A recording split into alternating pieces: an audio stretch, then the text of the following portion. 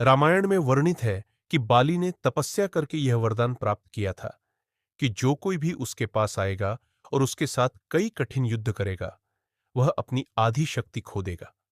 इस प्रकार बाली की शक्ति हमेशा बढ़ती गई, जबकि उसके शत्रु की शक्ति क्षीण होती गई।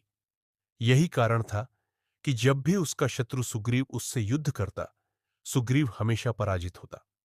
भगवान राम बाली के वरदान से भलीभांति परिचित थे, और ऐसा हुआ कि जब सुग्रीव बाली के विरुद्ध सहायता मांगने उनके पास आया, तो राम एक वृक्ष के पीछे छिप गए और बाली को बाण से मार गिराया।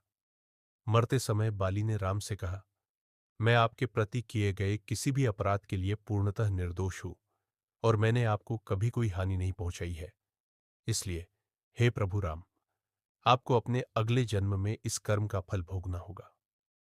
अपने अगले जन्मों में राम ने भगवान कृष्ण के रूप में और बाली ने भील जनजाति के सदस्य के रूप में अवतार लिया। महाभारत के महायुद्ध के कुछ समय बाद भगवान कृष्ण एक वन में एक पैर पर दूसरा पैर रखे हुए सो रहे थे। एक उच्च विकसित आत्मा के प्रतीक के रूप में उनके प्रत्येक पैर के तलवे पर कमल का चिन्ह था। उस आदिवासी ने धूप में चमकते इन चिन्हों को देखकर उन्हें हिरण की आंखें समझकर तीर चलाया और भगवान कृष्ण पर वार कर दिया। जब वह अपना शिकार लेने आया, तो उसे अपनी भयंकर भूल का एहसास हुआ।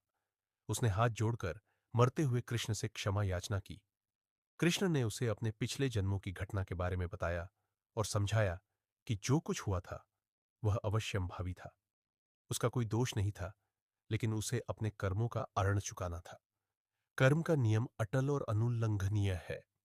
कोई भी, यहां तक कि देवताओं के अवतार भी, इससे बच नहीं सकते।